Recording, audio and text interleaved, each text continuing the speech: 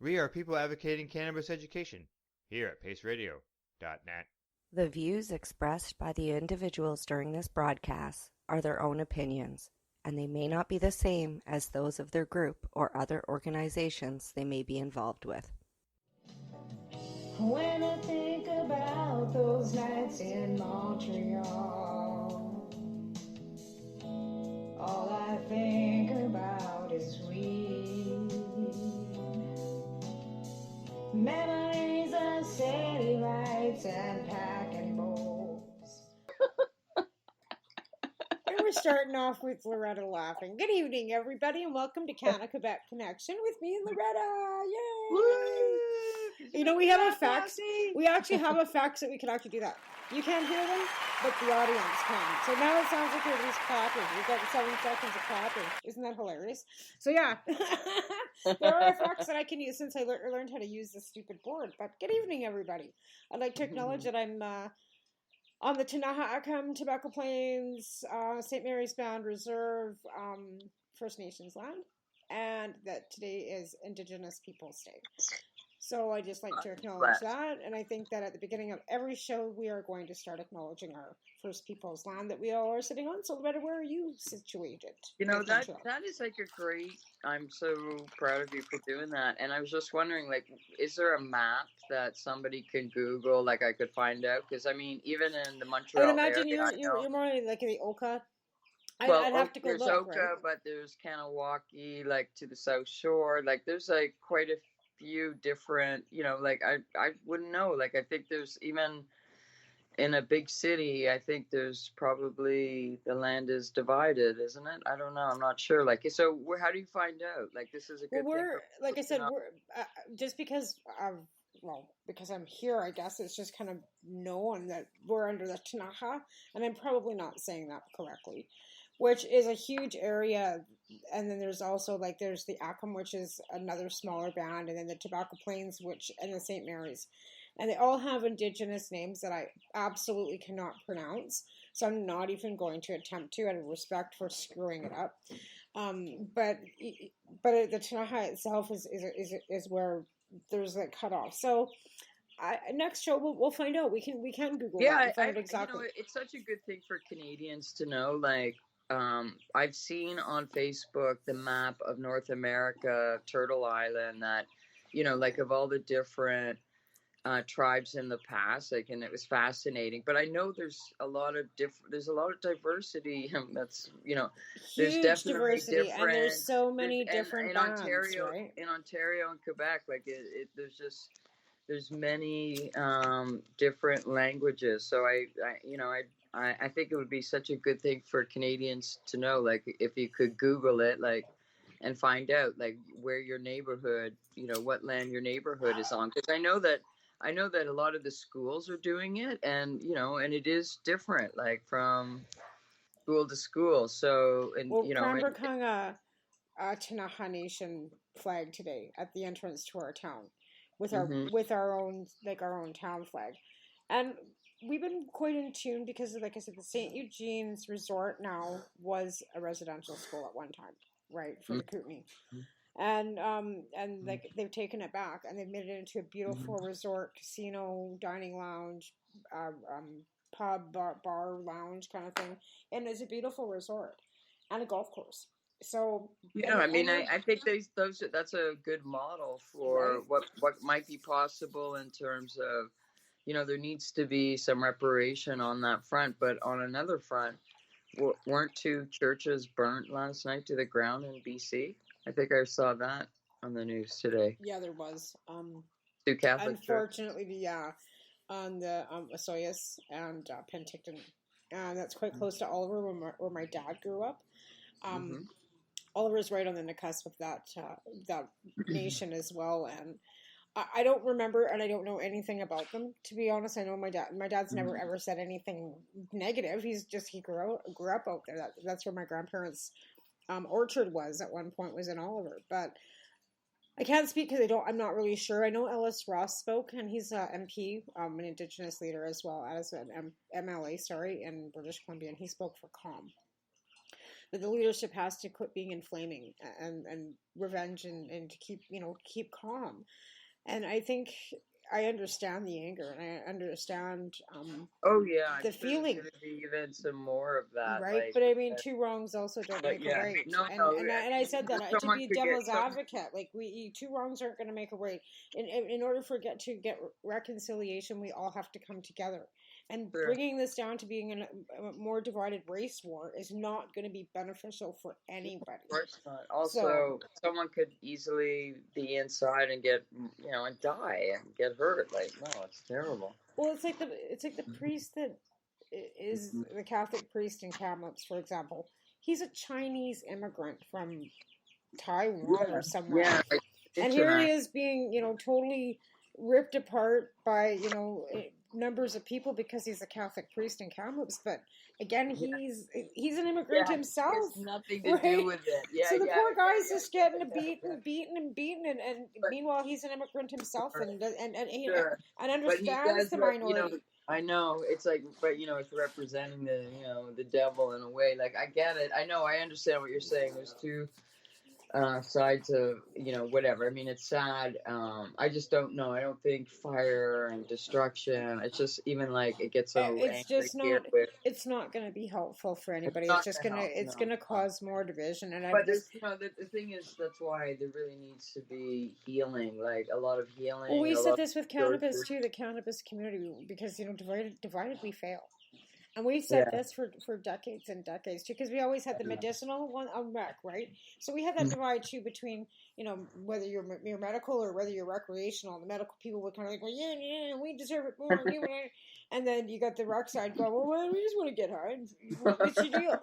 Like, can I get a card with a headache? Like, what's up, right? And it's like, so here you have the division too in our own community. Like, you guys don't deserve it. You're not sick enough. Like the most, and the most split, like crazy split community. No, it's there's humans. no question, because if they just learn that jealousy is a useless fucking emotion, and so is fucking there's that, greed, but also Good. whatever. I mean, it's just stoners. Like, don't forget, like in the past, when people were really political around HIV/AIDS, like they were all gay, and there were some women that started to develop and become part of have their own agency. But HIV/AIDS, like it was like a defining political everything. And but with cannabis, you have like everybody's there's so many different diseases, you know what I mean, like even within the civil rights movement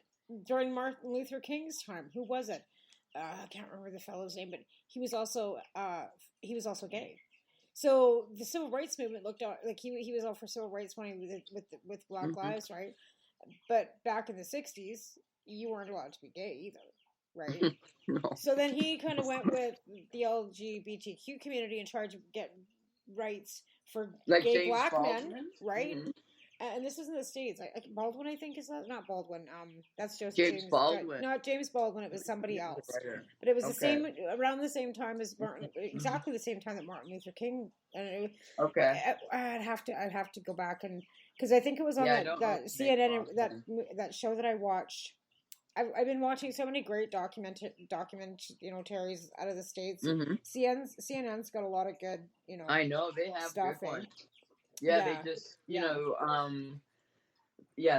they've been showing some good ones. I mean, they're devastating, like what happened in Tulsa, Oklahoma. That's a devastating one, but they do have some good ones for sure. Yeah, the Black Wall Street, that was a really good one. Yeah, and even the insurrection one last night with leading up to the insurrection. That was did you watch that too? Yeah, I mean, it's hard to I feel like there's so much footage from that day, and the very fact that these Republicans are still like saying it was it was a nice day, there's a few protests, there's no big deal, like it just to me sort of speaks to this is always what's happened in history when horrible things have happened, like they've always whitewashed it, you know what I mean? Well, that's the thing, right? And here's the thing: when Pelosi's people were speaking and said like we were freaking, like seriously freaking out, right? So they had those two women on there, Pelosi's workers, right? Mm-hmm. So yeah, it was just ridiculous that. I feel so sorry for her because every time that they would advertise for that documentary, you'd hear that like animal male, fucker screaming, "Nancy, we're coming for you." I It's like that know. is so traumatizing for a woman. Well, And even a woman even her age, her they've all been workers, through so right? much fucking shit. Like Jesus Christ. And the thing that gets me about these folks is that they're mostly like white Christian evangelicals. Like they're really like they feel like they think that they're threatened, and yet they're the most threatening. And and this is who they are. And they have That all these woman really killed me. She's grievances. like, I was hanging out that window and I didn't know what I was in for when I got there, but it was thrilling. Are you kidding me? You're hanging Yeah. out the window taking pictures and walking down the fucking inside of the goddamn Capitol. People are fucking trashing the place, and you're taking videos like la la la la la. Like what? Yeah. Like Yeah. what is wrong with people? Like, and that's what I don't quite understand about the whole thing with any of it is what is wrong with people, like in general, like. Well, Trump got him like really pumped up to do it. I mean, it's really his fault. That's crazy, and for weeks ahead of time, right? Like Yeah, like so pumped up. It's gonna be wild. Like they Yeah. they were calling it, I and it know. was. Yeah, it was like just and like I said, right up and But hours. I wonder if he'll get Protests. blamed for it. Do you You think know he what? will? His party's got him fucking so wrapped around that, or he's got his people so wrapped. I guess it's not really all of them, because in reality, there's only about 14 of the GOP that are actually playing the Trump game. But you've got Mitch McConnell, you've got Kevin McCarthy in there too, with their heads stuck up his ass, which is not a good thing either, right? But again, they're all going to Malargo, and I have to laugh because every event that they have out there, like whether it's somebody else's wedding, funeral, or fucking event, he's down there campaigning. Because he has to rent out that place. It's a resort. He has to rent out that to be able to live the way he does. Because I don't really believe that he's as rich as he says he is. I can't wait to see what's going to happen in New York. Well, these things are happening like right now, like because I think that guy, his chief financial officer dude, is about to get arrested, but it's happening, imminently, but basically, but not fast enough.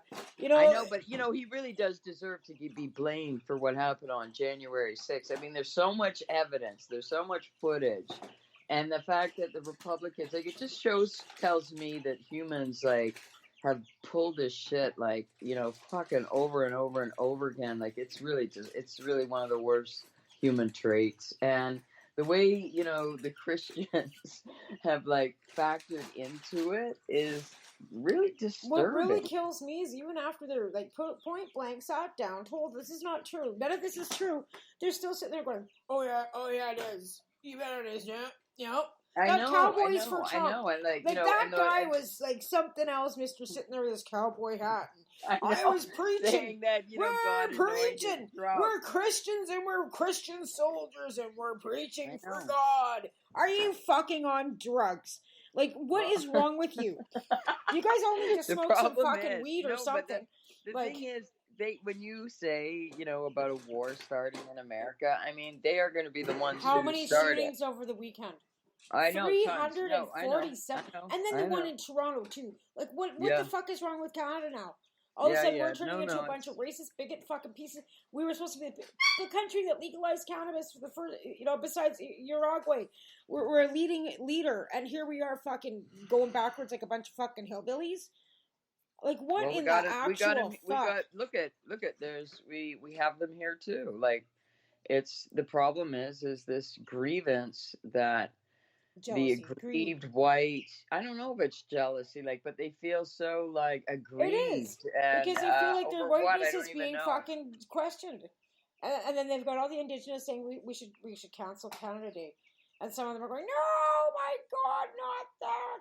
Like, we could cancel it for 1 year. I'm not gonna be pro Canada on Canada Day this year. I could be anti Canada for one Canada Day. It's not a big deal. It's not a big crisis, I do want things to change, and the problem is if we vote for It's fucking, action. if It's we vote for actions. conservatives, Oh, we're not gonna we're only gonna go Aaron backwards. O'Toole's gonna fucking just run right out and fucking finish up with reconciliation. Sure he is.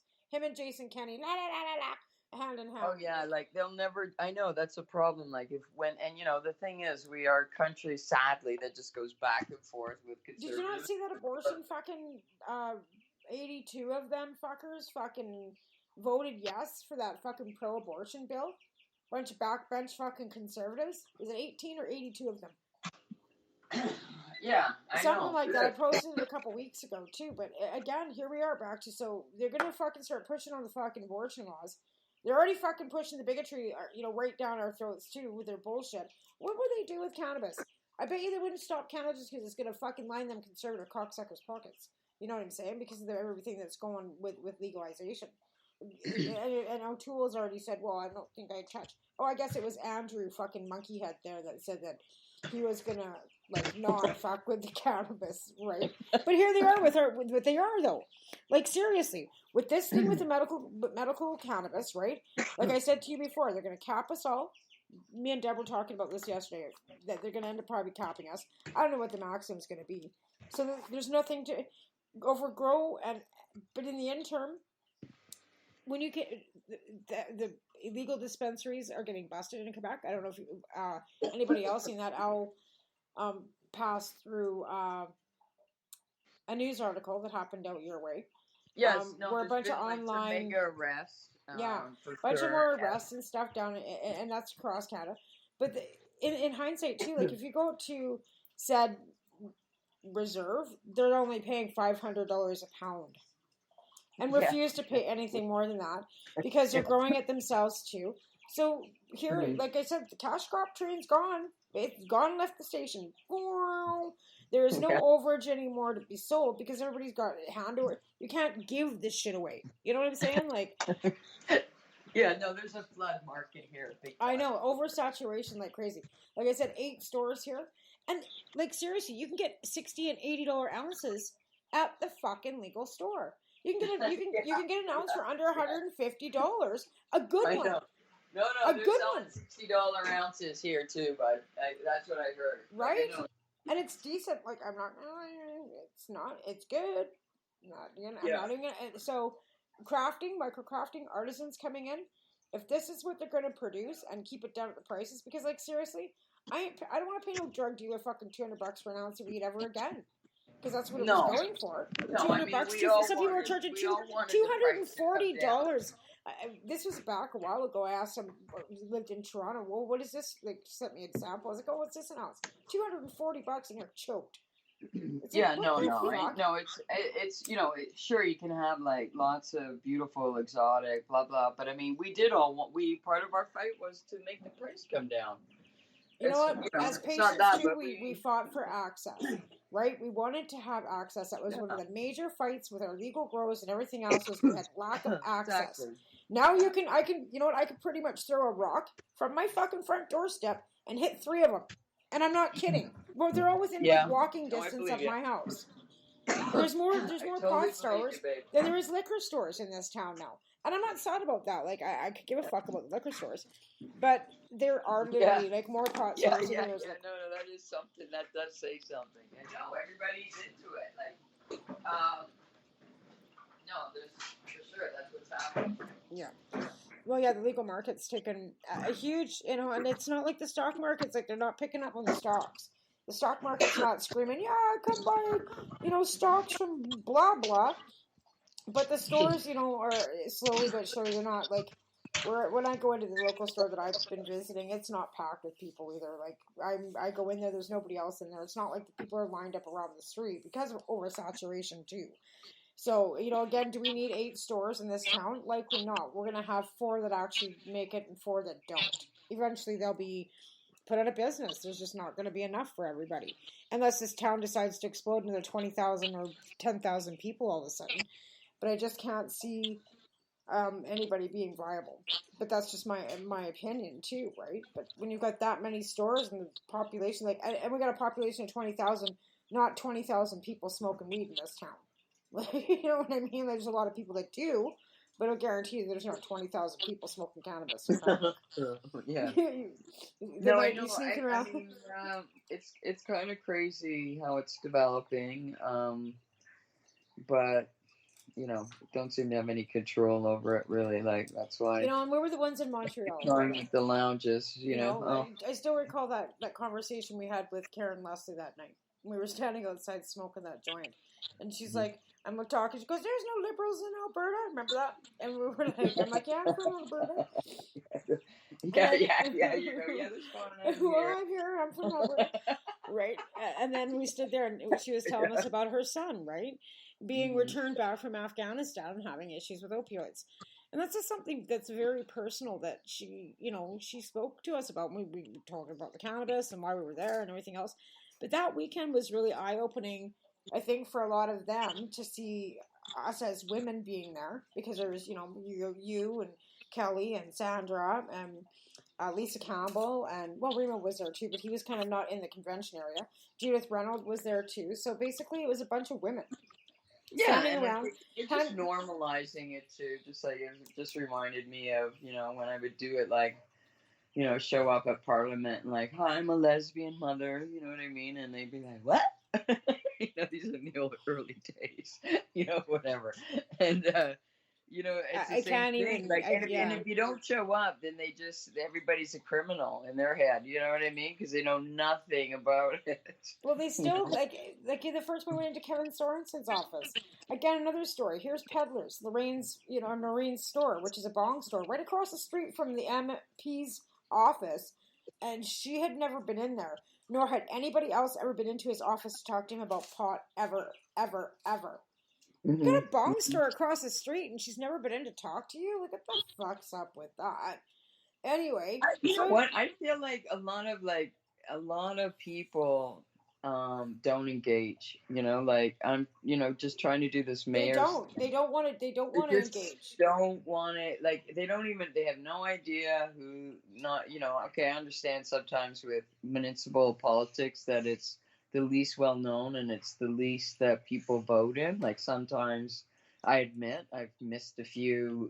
Voting in municipal elections. I've never probably ever missed like provincial or federal, but you know what I mean? Like, so they're not viewed the same way, but they should be, because a lot of stuff happens at the local level, and they do work for us too, and they're responsible for school boards and police budgets. I mean, they have a lot that they're responsible for, so we should pay more attention. But oh my god, there's people like, I'm surprised they know who the fucking prime minister is, but they don't know and that's who a problem. else is. And that's why. You know what I mean? Why, and that's the reason why we'll never have full any engagement or full democracy in our country. When people scream that we don't live in a democracy, we don't. And you know why? Because not everybody votes. So because we only have a certain percentage of our population that actually votes, you're right. Only a certain percent of our population actually decide what goes on for the whole country. But that's on you. That's on you that doesn't fucking get off your ass and fucking vote. And I don't want to hear it, because everybody's like, we live in a free country. You're right, we fucking don't. We have privileges in this country far better than any other country. We do have charters of rights and freedoms where you can express yourself and not get thrown in a fucking jail cell and get tortured to death and die. So like in Russia, Never mind. Go to fucking Thailand or any Middle Eastern country. Yeah. Go to South America. Go to Mexico and get thrown in jail and see how fucking nice it is. Hungary as well. Yemen, journalists in jail, like right? Like seriously, go to go get fucking thrown in jail in the UK and see how you fucking like it. Even like seriously, like I don't know what these people bitch and complain all the time, but in reality, you got nothing. You got nothing unless you get off your ass and you vote. And you're right. In municipal, as everybody's bitching right now about gas prices because it's $1.43.9 in Crabber. Who's fucking ripping us off? You know what? There's 3 levels of tax on that, bitch. And you get a fucking carbon tax rebate every fucking year. And now you're going to get one from the Canadian government, too, for almost $1,000 too. Shut the fuck up. Like, there's just anything that they can complain about. Anything. Whether it's fuel prices, whether it's the fucking color of the sky. Well, that's the thing. Like, there's, I don't, we're living in bad times, okay, but hopefully we're going to go towards good times. I want to be optimistic. That's my reputation. So we can go howl at the fucking strawberry moon on Wednesday. I'll phone you. We'll Perfect. FaceTime you, Perfect. and I'll FaceTime you, and we'll fucking sit under that. Did you see the pic? That's I don't know such if you a see good my pictures idea. last night. I actually got To some go to good the pictures of the river. moon. It was almost full last night. It was almost like almost full, but Go anyway. howl at the moon. Okay, it's a good idea. I mean, because it's true. Like, so, But we're going. yeah, there could If you be believe civil if you believe wars in the happening here. retrograde, apparently we're in a retrograde right now. Everybody's acting all wingy and nutty. Well, I'm always wingy and nutty, so it doesn't make any difference to me if there's a retrograde or not. But people want to perceive it as being. It's the summer solstice today. Again, first day of summer. We should also say happy first day of summer. I don't know. It's Yeah. national this Yeah. day, that day. But again, like we really have to with this cannabis thing. Like I really feel like okay. So this is I've said this before on the show. The Indigenous need to step up and start fucking taking the cannabis back too. Because if not, with a cap on our licensing, that is going to directly affect their revenues on the reserve for any of the dispensaries that they're running right now. Whether it's here, whether it's there, whether it's anywhere. So they need to step up and start banging at Health Canada about the fucking caps, because I would guarantee a lot of them don't have to worry about a license because they're in sovereign land. They can grow and not have to worry about getting busted. But the rest of us that are bringing us if you're getting anything from off the reserve, we're going to be done. We're going to be shut the fuck down. And guess what? It's too late. The consultation's over. I don't know. I mean, I just think we're in such a place where I can't really see that happening. You know what I mean? And I don't know that they should. I don't know what I mean. It's just people have to stand up for their own gardens. If that's what you think for sure we're going to get capped. You say that's for sure coming. I'm thinking it's coming down the pipe. Yeah, unless all of a sudden, they decide to rule in favor of Jerry Martin's, Supreme Court ruling, and all of a sudden things change. I don't foresee that happening. There's actually a publication down on that, and I couldn't tell you even if I know. And even if the people that I do know that are witnesses in that case can't even talk themselves. So, because there's a complete publication ban on that. Jerry, I don't think is even on Facebook. For how long? Like, how long do those things last? I don't know. I think the ruling will Can come they down last like for August. Decades? No. Thing? The ruling's supposed to come down the end of August. But again, with the R. Allard ruling, they were supposed to have it done this time, and then it got put off for 30 days. And depends on the judge. Depends on what the judge is going to decide to do. So, and like I said, there's a complete gag publication. I don't have any information on it at all because nobody can talk. It was not like that with Matt Myrna's case. We couldn't speak about, public, but we didn't have this going on during the Myrna. Right? No, what's so controversial now about cannabis? It's not. It's because of the fact that I'm not even sure. To be honest, I'm speculating on this. Money laundering, maybe because it's got to do with medical dispensaries. It's got to do with because he got busted I don't exactly know all the details because I'm not really. I didn't ask him. Okay. And I've never had him on my show. I've never interviewed him, so I don't know. Anytime I've asked him to be interviewed, he's always backed off. Okay, but everybody's been hopeful that this case would set precedent and make it easier for other dispensaries. Is that it? That's a possibility. Yeah. And it's the same That's with what people were hoping for. It's the same with the ruling that Sarah and Sean got as well. But it was a criminal court case, right? It didn't go to. They're not going to go to the Supreme Court. But what it was is because Sean had been charged with overgrowing and cultivation and trafficking and all kinds of things. And they were able to get some of those charges dropped, but he was still convicted, right? So because he was convicted, they try to return that and take it to the Supreme Court because of the conviction. I'm not sure what's going on with his other end of with Jerry. I don't know if he was convicted and charged, and then he hasn't been convicted of anything yet. I don't. Well, there's been like some mega raids in Quebec, on the South Shore, and they seem to be like online businesses. And they must have been, they seem like they raided quite a bit, got quite a bit. So they must have been big businesses that were online. I just wonder, like, if there's going to be a judge at some point that kind of, sees the arbitrary like, bullshit that goes along with this. Why can't you just let people in? You know what I mean? Like, and that because they're worried about. Here's the thing, Loretta. And because they're now saying that big organization in Montreal, if you read the rest of the article, is connected to organized crime. So you've got the organized crime. Exactly. But that's what they've been saying about us for decades, right? The thing of it is, there are some of us that aren't connected to organized crime that aren't, you know. That's why we're so poor. Right? But then there are the ones that have got, like, that are driving Mercedes-Benz and fucking BMWs and fucking buying this and that. How do you know they're not? Organized crime, can you find us? Right? Hey, we better spank. We better thank our sponsors, so we better take a quick break. We'll be right back in about, 4 minutes. You've been listening to us live on paceradio.net. You're listening to the Pace Radio Network here at paceradio.net. Growing your own vegetables, flowers, or even medicinal plants can be a challenge without the right equipment and proper know-how. At BMA Hydroponics, not only are they your urban horticultural experts and suppliers, but their staff holds the customer's needs paramount to making a sale. Family-owned with decades of experience and knowledge, they offer free advice in person, by phone, or email. BMA Hydroponics wants to ensure you have the advice you need, which is why you'll find tips and tricks on different ways to grow, like wick, ebb and flow, drip, or aeroponic system, as well as other helpful links at bmahydroponics.com. If you can't find what you're looking for, just let them know, and they'll do everything they can to get what you're looking for. At BMA Hydroponics, each staff member also possesses a federal exemptee MMAR license, making their strong suit empathy, experience, and dedication to their customers. Because when you know how to grow, you'll have results that make you proud. BMA Hydroponics in Belleville, Ontario. Visit bmahydroponics.com. Fuck them. It's CT, shitty dope. CP They're operates fucking medicinal 90% cannabis science. fentanyl. If you We're want to doing grow drug your own testing medicinal thing here, cannabis too. and are located And anywhere it's in Canada, 90% just like then I fucking suggest flour. that you give them a call. They can be reached Acid at with fucking more flour than there's fucking LSD in it and fucking fentanyl. That's And acid? Are you fucking kidding me?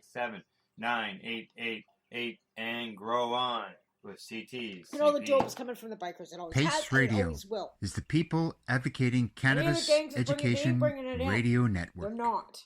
A doctor's job is to relieve your pains. And when it comes to growing cannabis, the biggest pain is trimming. Let Dr. Buck Cannabis Trimming Solutions take the pain away. Whether you're a home grower or a commercial operation, we have the cure. From 4 plants to 400 plants, garden size doesn't matter. Dr. Buck Cannabis Trimming Solutions comes to you with years of experience and professional discreet service. It's simple. We trim your weed and we do a damn good job. Visit drbuckcts.com to book your trimming. Enjoy the buzz of legalization with Campbellford Lifestyle Shop. From lights to plant nutrients, books, consumption accessories, and more, we've got all your basics to grow or consume cannabis. Visit our info center or take a look at our piercing services and body jewelry, now available in-store through Campbellford Lifestyle Shop, 17 Bridge Street West, Campbellford. The People's Alliance of Cannabis in Canada is an organization working to improve cannabis legalization in Canada. I know a lady here that they have a mission and values that includes all Canadians, no matter where they come from. The values are including everyone, as no one should be excluded from participating, equality, diversity, advocacy, along with cannabis education and research, plus industry, safety, and professional standards. If this is an organization that has the same values as you, check them out at People's Alliance of Cannabis in Canada.ca. Once again, People's Alliance of Cannabis in Canada.ca. Check them out. At Legacy 420, we believe in being different. Experience the difference of quality control. Our labs provide tested formulations for all of our products. Experience the difference in trust. Our customers can trust that we are following up-to-date COVID precautions for their safety. Experience the difference in accessibility. We're open 7 days a week. Please visit our website, legacy420.com, or contact us for curbside pickup as well as nationwide mail order shipping. Legacy 420 values overall wellness. Come and experience the difference of Legacy 420. You're listening to the Pace Radio Network here at paceradio.net. All right, I think I fucked up. We're gonna have to cut this show off. I'm not even sure. I don't even care. Fuck, whatever. Anyways, we're back. Apparently I screwed up on that fucking commercial. Anyways, but I guess I forgot to mute my mic. But whatever. Yeah. Cannabis instead of fentanyl for sure. Right, but it does. It just But pisses I mean, me but off. obviously, like, you live in a town, you have testing there. I mean, there seems to be a lot of extra death besides COVID. It's sad, but it just seems to be true. I don't know if it's like humanity goes through this, it's like, sure, once every 100 years. But yeah, there's a lot of extra deaths. There's a lot of, I mean, but obviously people need, more services than just the testing. They need some kind of support because, they must know when they're buying shit on the street. There's a good chance there's a lot of fentanyl in it, isn't there? Like, isn't that common knowledge now? People are actually hooked on the fentanyl. Right. And what can healthcare provide? What can be a substitute? I know cannabis can be, and like the extracts especially. But what about even? Well, they can take Suboxone too. There's raw also opium. Suboxone. Like, what about raw opium? Like, is that ever provided for people who have issues with opiates, or never? No, I think it's like methadone, right? Suboxone, that kind of shit, right? Nobody ever offers them cannabis. In fact, at one point in time, my daughter went into rehab into Calgary, and as soon as you got in there, they're cutting you off your cigarettes and your coffee, and your fucking dope, all at once. So you go into detox or rehab, and Renfrew in Calgary, it used to be that way. I'm not sure if it's the same now, but they're cutting you off everything. So you got absolutely no medical help, like no methadone, no Suboxone. Just here you go. Here's a little room. Go sit and squirrel out in there with you can't have a cigarette, because if you have a cigarette, we're going to kick you out, because that's the substance. You can have coffee, but it's decaffeinated coffee. So how do you do that to people? No, That's setting you up for failure.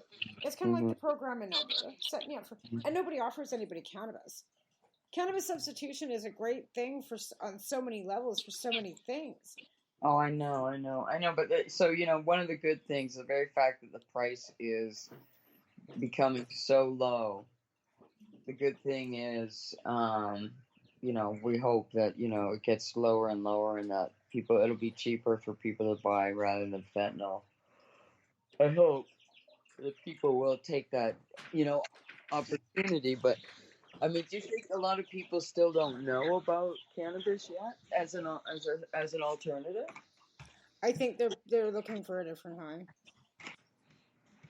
Yeah, I don't think cannabis offers them the relief they're looking for. What about okay, but what about like an extract? What about shatter wax? It's still not. It's not the high. Like that's what I mean. Like it's a different high altogether. Like I've never done fentanyl, so I can't tell you what the fucking or down or heroin or any of that kind of stuff is. Like I've never done any of that, so. I mean, I don't know. We do have opioid receptors in our brain as well. Just like we have cannabis ones, right? Like, so obviously it's a pain reliever, and it's a good one. That's why people want it, clearly, right? Well, it's got to release some sort of dopamine or something as well, too, right? Like I said, I've never done it, so I'm not really sure what the effect of that. I know, like, if take 2 Percocets and I'm puking. And that's about the only opioid level or morphine when I was pregnant, like having like in pain at the hospital in labor. Like, you know what I mean? Like those are the options.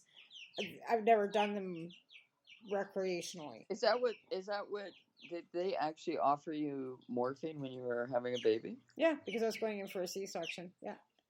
It's cleaner. Morphine's cleaner because it's straight, like no acetaminophen, no other opioids, but morphine's just a derivative of straight opium.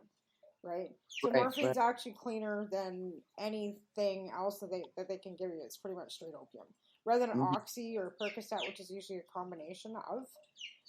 And I've never done Oxycontin other than a Percocet. So like I said, that's prescribed by my doctor for pain. It's not like I was doing them for recreational use, but people do. Do they ever offer people morphine or no for to help with? Coming off it, I don't know. I don't think so. It's usually Suboxone or methadone, and methadone is a synthetic derivative of heroin, I believe. Right. Okay. But I'm. It's not a good option. Especially if you're taking like 25 milligrams or more. I don't even know what the levels are, to be fair. Of methadone. I know they try weaning you off of it. Basically, as long as you're still on methadone, you're still considered using. It's not that you're clean. You're just maintaining so that you don't get sick. So it's basically doing the same thing as it would be doing if you were using, I guess. I don't know because I've never used heroin or any of those drugs. So I've never had experiences with that. Cocaine, on the other hand, is totally like, it's more of a speedy, uppity, happy, kind of off you go, kind of do kind of, social kind of a drug. Where heroin's, as far as I've ever seen, isn't. Like, it's just not a social drug. I don't know why people every heroin, every person I know who was using heroin was really escaping some pain. Exactly. Hardcore pain. Like that's psychic exactly pain, it. Physical pain, like psychic pain for sure. Yeah, but I mean, I don't think cannabis does enough for that. What they're, like I said, the high that they're looking for. So even when you're trying to, it might ease that. I don't even know, craving maybe. I'm not even sure. Like I said, I can't speak for that because I've never tried it. But yeah, I would hope that maybe it could be more helpful. Edibles, high levels or higher levels of THC, with CBNs and CBDs, concentrate, would be maybe more beneficial. People need to sleep a lot of times when you're healing, you need to sleep. Like that's just basically body heals when it's sleeping, right? So if you keep people sleeping, which is what they do in the Netherlands, actually, I think it's somewhere in Finland or Sweden, with their drug addicts, is they put them into drug-induced comas. Wow. For how long? For the 14 days for the body to actually accept, and then they put some other accelerant in so that it actually blocks the endorphins, and then the body's physical, like all the withdrawal symptoms you're sleeping through, so you're not physically ill, so you're not feeling all that physical pain of coming off the withdrawal because the body's addicted physically to the drug too, right. So basically, if you're sleeping or in a drug-induced coma, sleeping through all the withdrawals from heroin, and they can pull you off into something else, then you're, kind of thing. It's supposed to be, another option. Wow. But they do that apparently in the Netherlands. Yeah. Oh, I wonder if it's successful. I mean, they are so. They seem to be like the most sophisticated and civilized country, as far as I'm concerned. I always think. When people complain about socialism, I mean, my God, look at Norway. You know what I mean? They hardly have a crime rate. They take such good care of their people, in every way. Right. And they're considered the happiest people on the planet and the healthiest. So, they also they have huge programs taxes. that help. They pay huge taxes, right? So there's an upside to it, and there's also a downside to it. Because, you have to figure with that meaning that, everybody's just equally poor. I know, but if you look at what makes for a better health outcome and who lives the longest, they do. I mean, if you value life based on how long you live and how healthy you are, they're the richest country by far in the world because they everybody, the gap between rich and poor is so much less because yes, they pay high taxes, but basically everybody there lives to be much older than anywhere else in the world. So that is such a sign, I think, that socialism is not evil, what fucking people say it is. You know what I mean? No, people in Japan live a really long time too. That's more of an anarchy, not so much democracy either in Japan, except it's different too, right? They probably have, there's certain places in the world where there's just little pockets where people live a long time.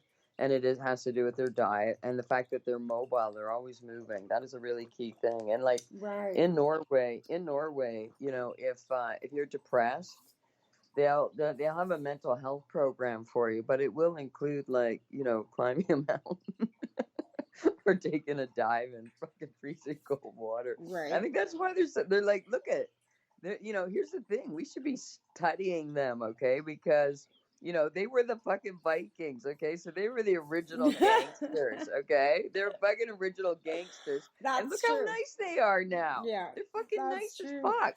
That's true. So I don't know if it's because they ate fish oil for breakfast or what, but we got to find out, okay? It's all the herring, man. How stereotypical. Like that's like I said, here we are stereotyping fucking the Vikings. I'm now guilty of all things. Yeah, that's a sinner. Yeah, oh yeah. Don't say that out loud either. That's so funny. I am. But in hindsight, like you said, we've got to see where this medical program is going to take us. We gotta. I understand that people are tired of fighting. I get it. I mean, and people now have had, COVID. I mean, we had COVID. At least we had social media. I got to phone you all the time, which was fabulous. You know what I mean? Like, we didn't go through it like our great grandmothers went through it. You know what I'm saying? Like, they didn't know what the fuck was happening around the world, and they didn't know much about what was going on. They had a pandemic and a war going on, and all they knew is that they were also hungry. Everybody was dying. That's all they knew is everybody's dying. Yeah. There was a world war going on. There was a pandemic going on. Everybody was dying, right? It must have been dismal and times, like, for sure. So we're living in much better times. I think we can really, have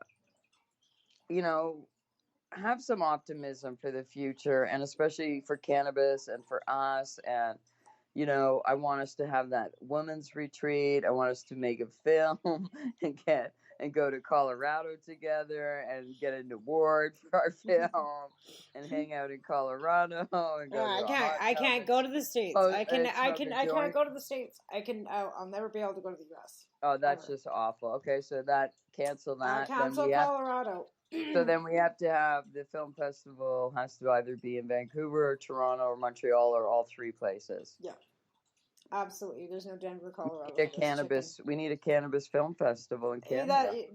Well, that would be something, a Canna Film Fest. But like when I remember when I went to like a queer film festival, it must have been like 1979 or something.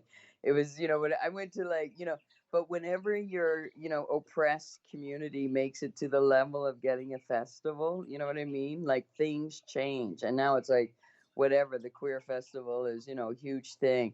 Same thing with trans festival. Same thing with indigenous festival. Like, so a cannabis festival would be kind of a marking of a certain point of our culture that we could really build on. Don't you think? Like, yeah. And don't you think we bitches deserve to have a film about us? Right. It's more interesting than us. Well, I mean, that's the thing. There's so many women that are in cannabis, but I mean, the industry is so big that we don't even know all of this. Like, I mean, a lot of people don't know who I am or you are, and there's other pockets of cannabis. Exactly. and that's, like I said, there's so many little pockets of activism all over the place. Like I said, it's hard to even keep track. But I think in hindsight, we've really kind of separated. We're not really all connected so much as we used to be. And I think that's kind of a shame. Because because of COVID, because we haven't been able to gather and be getting together with friends. There was definitely momentum in the years leading up to legalization. Well, it's usually it's something all to fight for.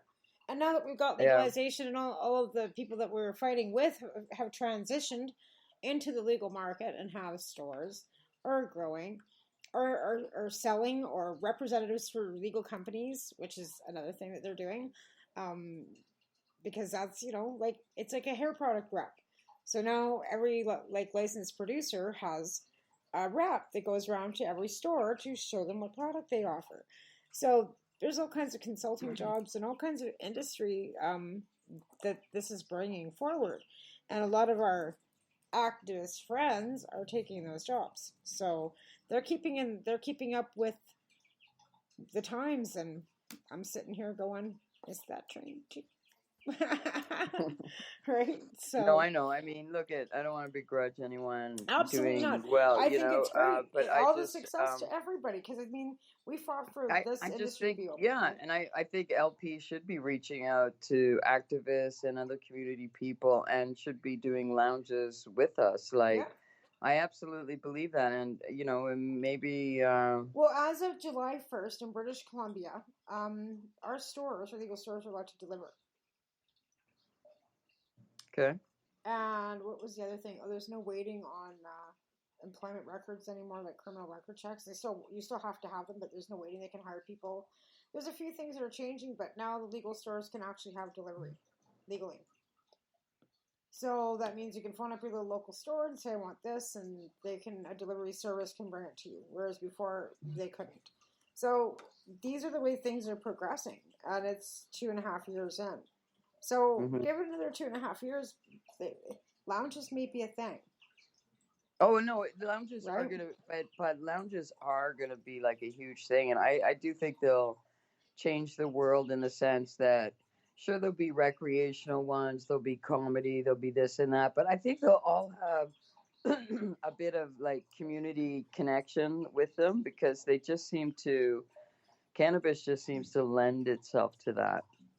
Right. And that should be encouraged, that's the thing. That's why these LPs should have activists like to do that with. Yeah. I think, so. Yeah, I agree. And I think that's the best thing we can do. I think they're coming too, babe. I want us to be able to work. We should be able to have one now, like 10 years ago, and be working in one. Right.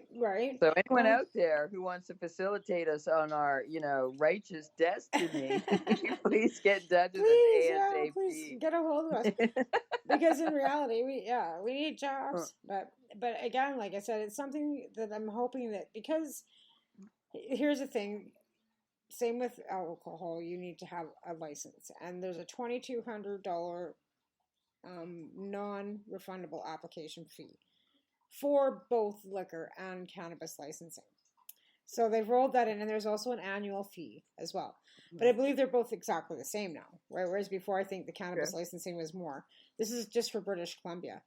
But again, you have to have no criminal record at all for either liquor or cannabis. I hope there's a group out there who wants to do reform of prison, of laws, or whatever. Like, all this shit has got to change. This is why we have to end the drug war. Like, all this shit has got to change. Like, let's face it, people, who are marginalized, who are lower income, are more likely to have a criminal record. It's just like, it just was set up that way, and it was racist and classist, and it just keeps on going. And if we want to change this like we say we do, and it doesn't have to mean defunding the police, it just means putting resources into also other areas. I don't think we should defund the police. So like I said, if people could police themselves, I would agree. We have to have some. We have to have some sort of resources going into other, like, we need prevention programs and other like programs. I agree 110% around addiction and whatever that we need to have money, and that can also work with the police. Like, policing just has to also change. Like, they have to change some things. They can't. They just have to. They became way too militarized, and they got away with. I think they've always been that way, though, because I have to be fair. If you go back in our colonization, the RCMP were the first military that were here and established, and those regulations within the RCMP have not really changed since the beginning of the force. So, if you look at the bigger picture of it, during colonization and during the treaties and all the things, that it was the RCMP that would go with the Indian agents, right? So the RCMP were trained to be our first military because that's what they were. Yeah, I get it. It's a history of Canada, right? It's the association. But again, that hasn't changed. So the RCMP has a lot of changing to do. There's so much stigma and systematic racism in that institution alone. Never mind women's rights. Don't even get me started. Don't even get me started.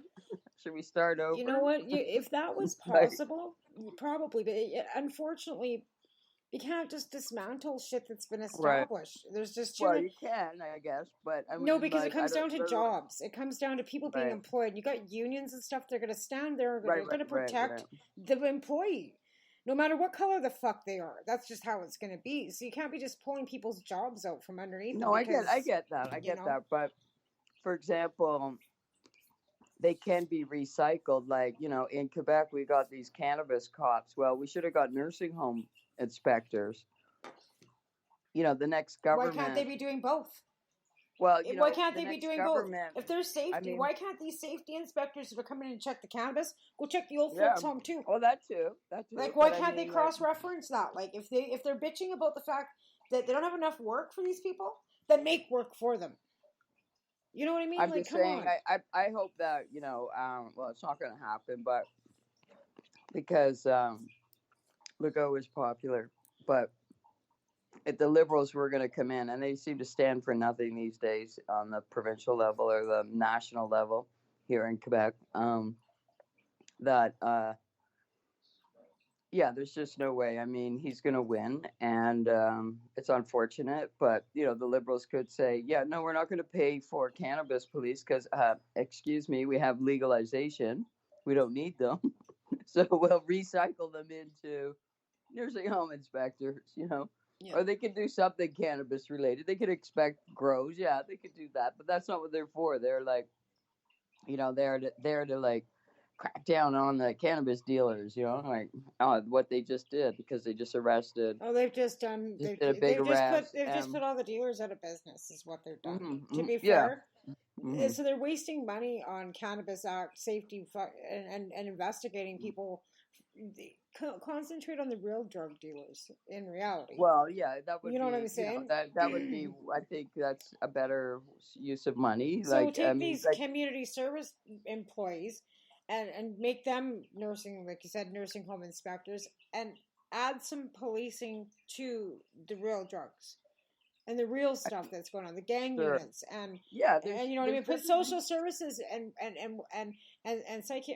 mental health workers, whatever you need to, in with the gang police, because a lot of those kids are traumatized, right? People in jail for drugs, because absolutely, we should have rehab. Instead of going to jail, they should go into a detox. All the time.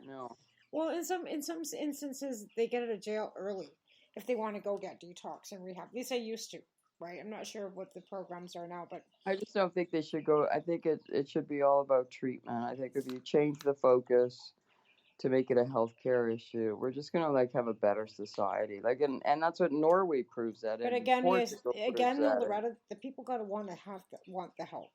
You can't shove anything down their throats. You can throw $100,000 at fucking addiction, and if addiction doesn't want to fucking take the help, you're wasting your money. No, I get that. It is up to the individual. Right. I know that, but there's it is up to the individual always, of course. But if there's no programs to support the individual, then well, they didn't cost $30,000 a month. And that's the unfortunate thing. Rehab is not free.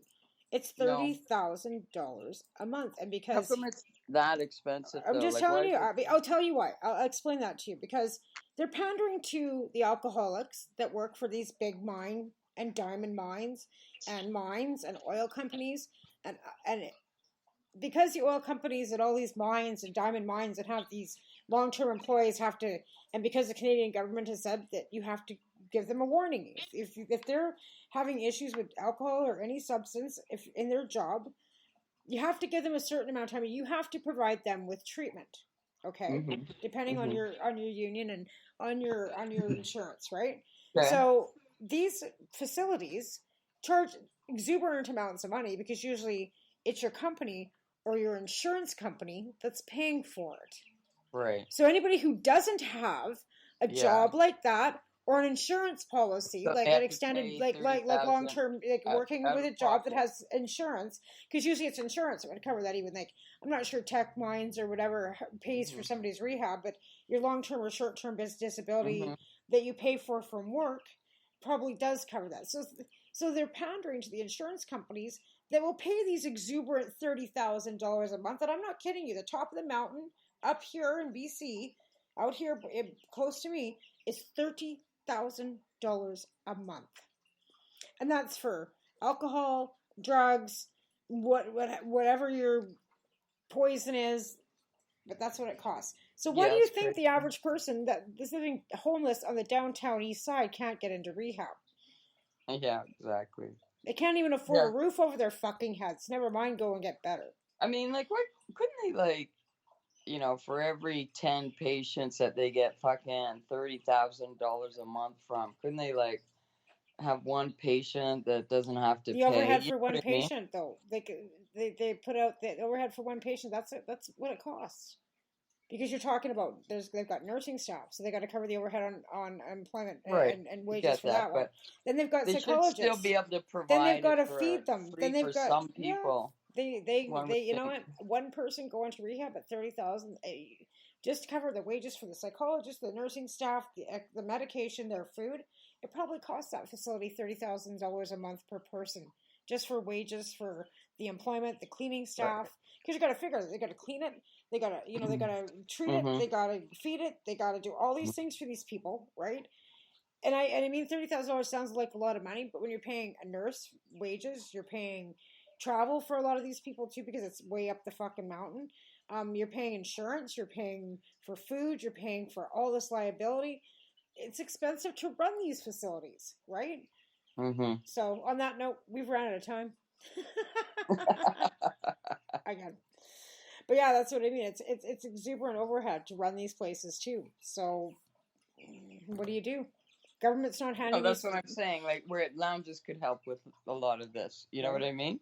They could. Yeah. And they absolutely could if it's based on the needs of the neighborhood and there's a lot of needs in that way, could come up with a program that could help. Maybe not exactly like rehab, but things that could be helpful. Definitely. Yeah.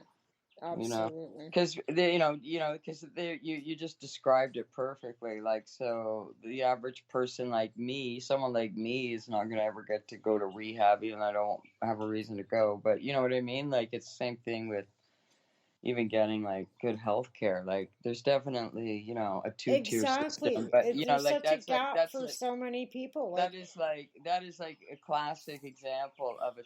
Like the fact is, it's not available like for most people who don't fucking it's totally work. unattainable. I know all my brothers, fellow workers, have all been to rehab because they all have a fucking union. Or they have, like I said, insurance, right? Long-term insurance or long-term, short-term disability insurance. Which, if you're working for a big corporation, big company where you've got your pharmaceuticals and your dental and all that stuff, you're paying into short-term and long-term disability. Right. So if you're working and say you start, say for example, Alvin ended up with cancer, and he had to take some long-term time off of work because of his cancer, right? That insurance policy would then kick in for anything else, like cover his wages for a certain amount of time. Because, if he was hurt on the job, then of course you have to go through WCB or Work BC or whatever the hell, that's different, right? But if, like I said, it just for injury and all that kind of stuff, like that's why you pay for insurance.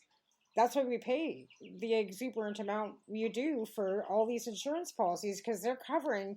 Like my medication, I pay $3.37 for, but in hindsight, the other 80% is being covered by my insurance company. And that's, you know what I mean? So, I mean, I'm not paying that much, but we pay like off Alvin's check every month. There's a chunk of money that comes out of that, just like on his taxes, CPP, blah, blah, blah, on that line. We're paying for it. The company's paying. So I use it. We go to the dentist regularly. We use it because we're paying for it. Yeah, for sure. You should. But yeah. Yeah. All right, my dear. Well, let's wrap this up and say goodnight to everybody. And we'll have another long conversation next week because we'll be back. Boy, that went by fast. Yeah, it always does. It does. It goes ripping by fast all the time. So it does. But we'll have next week. We can come back next week. Yeah. Yeah. I like I like hearing your little birds chirping. Oh my gosh. Or your chickies chirping, and you got a nice background there. It's lovely. Yeah, well, it's just my living room. My living room. I'm trying to get these chicks actually out the door. They got feathers, so they're big enough now. I got another cage, but I got Alvin off work tomorrow, so I got laundry to fold and all that fun stuff. Yeah. But you have a great week. I'm not sure I'm going to do my cannabis and coffee. I'm thinking I'm going to maybe go take a summer hiatus on that and just do this show.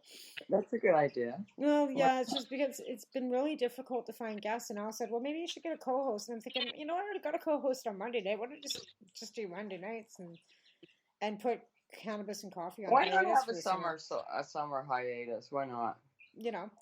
Take the Wednesday morning off and just do the Monday night show.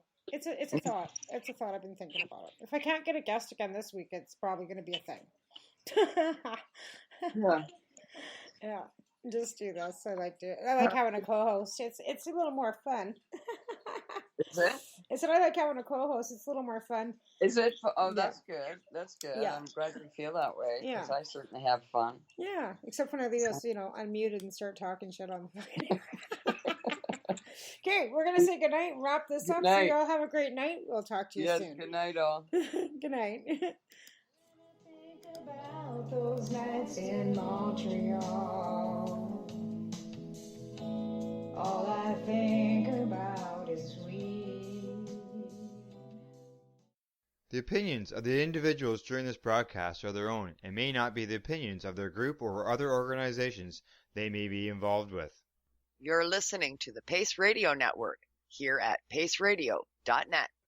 At Legacy 420, we believe in being different. Experience the difference of quality control. Our labs provide tested formulations for all of our products. Experience the difference in trust. Our customers can trust that we are following up-to-date COVID precautions for their safety. Experience the difference in accessibility. We're open 7 days a week. Please visit our website, legacy420.com, or contact us for curbside pickup as well as nationwide mail order shipping. Legacy 420 values overall wellness. Come and experience the difference of Legacy 420. Enjoy the buzz of legalization with Campbellford Lifestyle Shop. From lights to plant nutrients, books, consumption accessories, and more, we've got all your basics to grow or consume cannabis. Visit our info center or take a look at our piercing services and body jewelry, now available in-store through Campbellford Lifestyle Shop, 17 Bridge Street West, Campbellford. The People's Alliance of Cannabis in Canada is an organization working to improve cannabis legalization in Canada. They have a mission and values that includes all Canadians, no matter where they come from. The values are including everyone, as no one should be excluded from participating, equality, diversity, advocacy, along with cannabis education and research, plus industry, safety, and professional standards. If this is an organization that has the same values as you, check them out at peoplesallianceofcannabisincanada.ca. Once again, peoplesallianceofcannabisincanada.ca. Check them out. What do you find at paceradio.net? People advocating cannabis education. The People Advocating Cannabis Education Radio Network provides its listeners with news, information, and a place to be heard.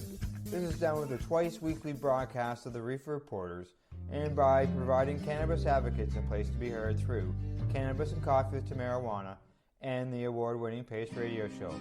Catch it all here at paceradio.net.